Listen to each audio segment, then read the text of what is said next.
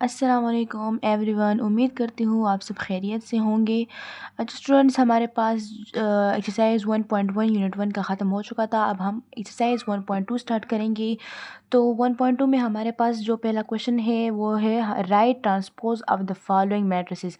अच्छा स्टूडेंट्स, अब आप ये नहीं कह सकते कि ट्रांसपोज किसे कहते हैं, क्योंकि इससे पहले जो क्लासेस थे मैंने लिए थे आप लोगों के साथ, तो वो उसमें मैंने मैट्रिक्स के जो टाइप्स थे ना, उसमें मैंने ट्रांसपोज का भी डिस्कस किया था कि ट्रांसपोज कहते किसे हैं और ये कैसे हम किसी मैट्रिक्स का ट्रांसपोज लेते हैं। सही है।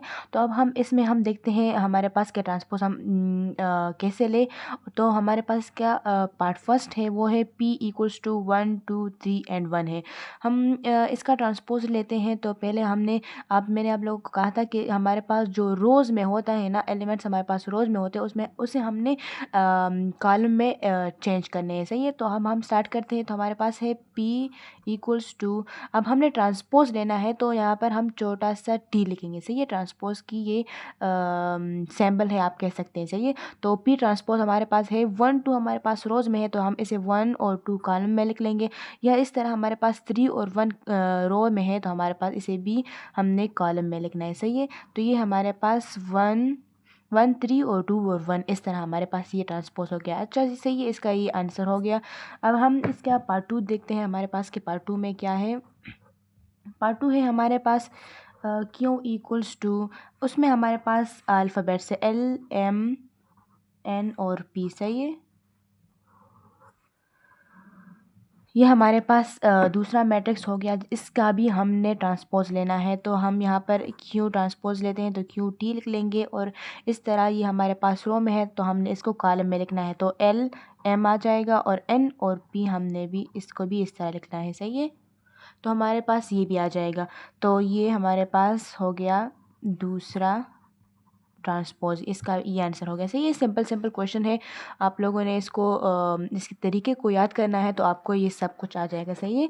अब आप इसका तीसरा जो पार्ट है वो है हमारे पास R इक्वल्स टू हमारे पास 6 है। सही है।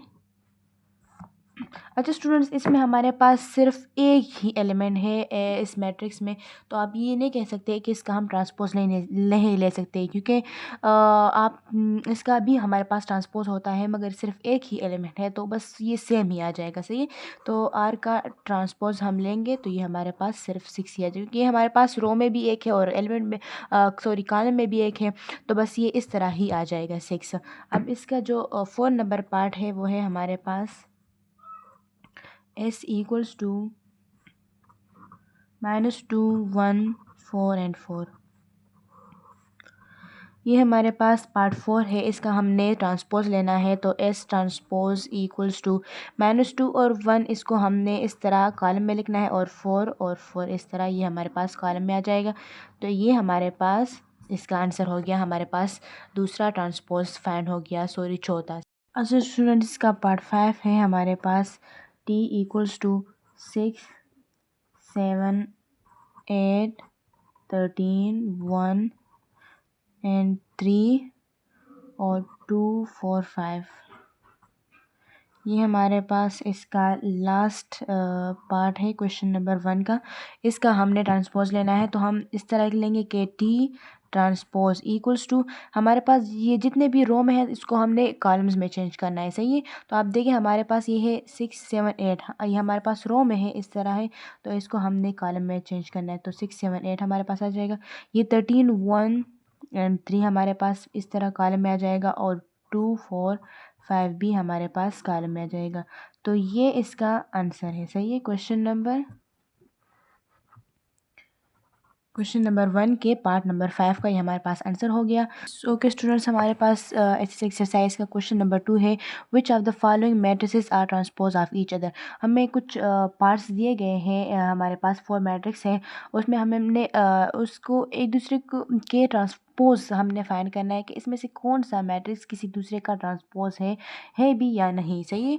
तो हमारे पास जो है 1, हमारे पास जो पार्ट है उस है हमारे पास A equals to A1 A2 इस तरह B1 और B2।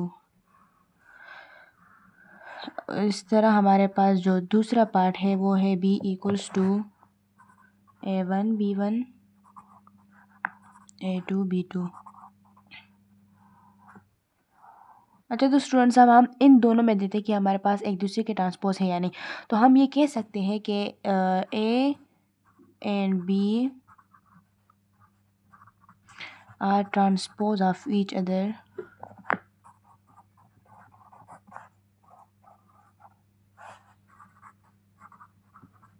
क्योंकि आप भी कैसे कह सकते हैं कि ये दोनों मैटर्स जो है तो ये एक दूसरे के ट्रांसपोज है।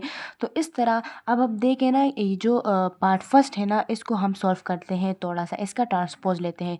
तो ए ट्रांसपोज हमारे पास आ जाएगा कि ए और A1 तो हमारे पास आ जाएगा। इस तरह मतलब ये है कि हमारे पास ये जो रो है ये ऐसे हम कॉलम में चेंज करेंगे और इस तरह ये दूसरी साइड का भी इस तरह कर लेंगे।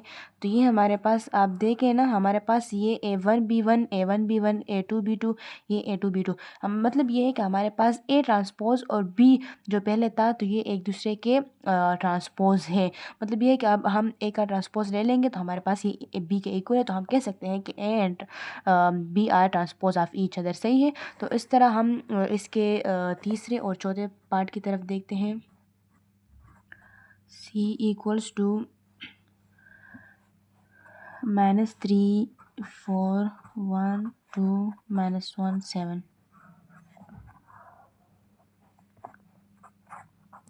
इस तरह हमारे पास इसका पार्ट नंबर 4 जो है तो वो है D इक्वल्स टू -3 4 1 -1 2 और 7।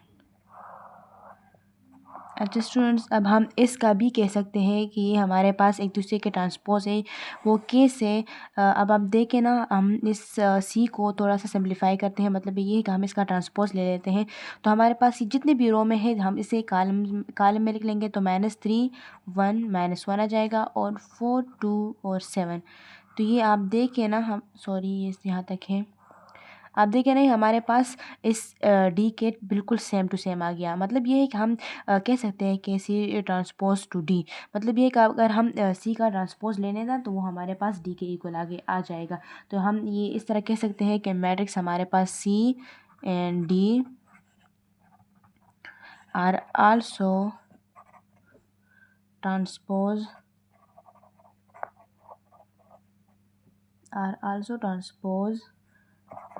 ऑफ